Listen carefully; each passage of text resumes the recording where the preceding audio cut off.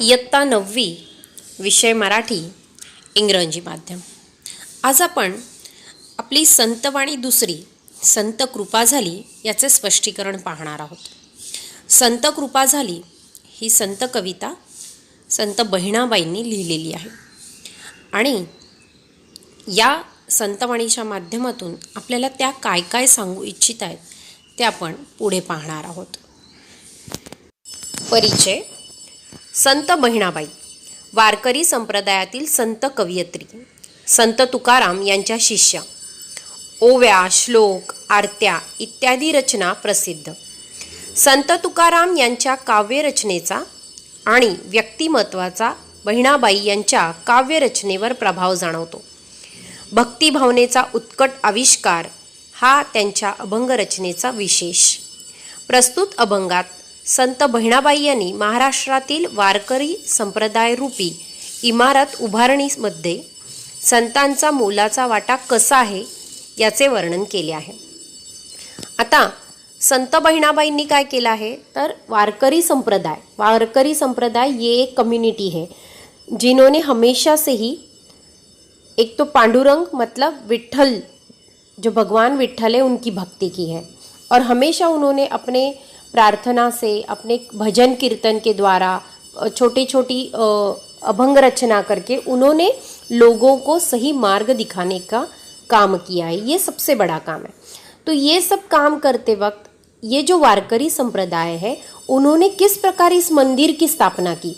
अब मंदिर मतलब एक्चुअल में मंदिर नहीं, कहीं जाकर हम वो मंदिर देख सकते ऐसे नहीं.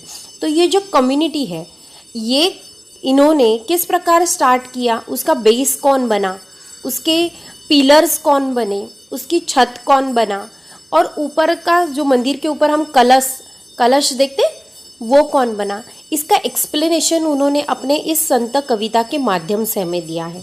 तो ये मंदिर बनते वक्त स्टार्टिंग किसने की, फिर उसके बाद उस मंदिर को आधार किसने दिया, मतलब उसके पिलर्स कौन बने, ये सब देखते. ये ध्यान में रखो कि ये कविता का एक विषय जो है ये है कि बहिणाबाई जी ने ये बताया कि महाराष्ट्र में जो वारकरी संप्रदाय है उस वारकरी संप्रदाय की शुरुआत कैसे हुई, वो शुरुआत किसने की और वो शुरुआत करने के बाद धीरे धीरे उसकी प्रगति, उसका उद्धार कैसे हुआ ये अब हमें देखना है. प्रथम 2 चरणात बहिणाबाई म्हणतात, संत कृपा झाली इमारत फळाली.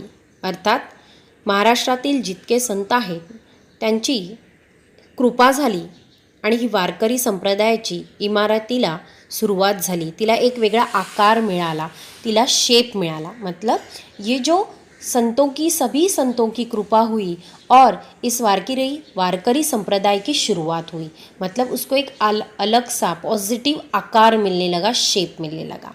ज्ञान देवे रचिला पाया उभारिले देवालया. म्हणजेच ज्ञानदेवांनी या वारकरी संप्रदायाचा, या इमारतीचा पाया रचला, म्हणजे बेस, उन्होंने शुरुआत की आणि उभारिले देवालया. देवालय म्हणजे मंदिर, और उन्होंने इस मंदिर की स्थापना की, इस मंदिर की शुरुआत की, उसको एक अलग आकार दिया. आणि म्हणूनच त्यांना काय म्हटले आहे की त्यांनी पाया रचला आहे, त्यांनी ह्याचं फाउंडेशन, आपण पाया म्हणजे इंग्लिशमध्ये आपण त्याला फाउंडेशन म्हणू. तर ही जी इमारत आहे, हा जो वारकरी संप्रदाय आहे याचा फाउंडर कोण आहे तर संत ज्ञानेश्वर हे त्याचे फाउंडर आहेत. म्हणूनच म्हटले आहे ज्ञानदेवे रचिला पाया उभारिले देवालया. पुढे काय म्हणतात बघूया संत बहिणाबाई. नामा तयाचा किंकर तेणे रचिले ते आवार. आता नामा म्हणजे नामदेव, संत नामदेव यांना नामा म्हटलंय आणि किंकर म्हणजे दास, सेवक. म्हणजेच संत नामदेव ये विट्ठल जी के भक्त होकर, उनके दास होकर उन्होंने इस संप्रदाय की प्रसिद्धि, मतलब इस संप्रदाय को इतना बढ़ाया कि सिर्फ महाराष्ट्र में सीमित न रहकर ये महाराष्ट्र के बाहर पंजाब तक जाकर पहुंच गया. तेणे रचिले ते आवार. आवार म्हणजे काय तर अंगण, आणि अंगण इतकं मोठं केलं त्यांनी की ते महाराष्ट्राच्या बाहेर गेलं. जनार्दन एकनाथ खांब दिदला भागवत. संत जनार्दन स्वामी आणि एकनाथांनी यांना आधार दिला। तो कशाचा आधार दिला? तर भागवत धर्माचा आधार दिला। भागवत धर्म के आधार मिलने पर ये जो संप्रदाय है वो और आगे बढ़ता गया। पुढे संत बहिणाबाई म्हणतात, तुका झालेसे कळस भजन करा सावकाश। म्हणजेच संत ज्ञानेश्वरांद्वारा चालू झालेलं हे मंदिराचं काम, त्यांनी जी सुरुवात केली होती त्याला परिपूर्ण करण्याचे काम तुकाराम महाराजांनी केले आहे। म्हणजेच तुकाराम महाराज या मंदिराचा कळस झाले आहे, त्यांनी या कार्यास परिपूर्णता आणून दिली है। तुकाराम महाराज जी ने इस मंदिर को पूर्ण करने का काम किया है। बहिणी म्हणते फडकती ध्वजा निरूपणा केले बोजा। और बहिणाबाई कहते हैं भक्ति और ज्ञान के आधार पर ये जो सांप्रदाय है वो हमेशा आगे बढ़ता गया है। और मैंने तो सिर्फ निरूपणा केले बोजा, म्हणजे मी तुमच्यासमोर फक्त स्पष्टीकरण केलं आहे, म्हणजेच एक्सप्लेनेशन दिले आहे की कशा प्रकारे हा जो संप्रदाय आहे तो पुढे पुढे चालत गेला आणि पुढे इतका वाढला की तो फक्त महाराष्ट्रात मर्यादित न राहता महाराष्ट्राच्या बाहेरसुद्धा त्याचं महत्त्व मोठ्या प्रमाणात वाढत गेलं।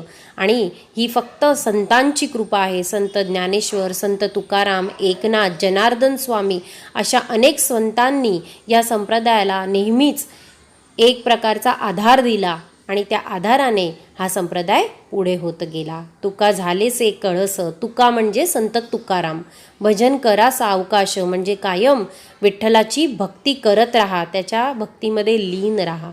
आणि यांनी सांगितलंय, बहिणाबाई म्हणतात फडकती ध्वजा, हमेशा इनका ध्वज जो है वो लहराता रहता है भक्ति और ज्ञान के आधार से।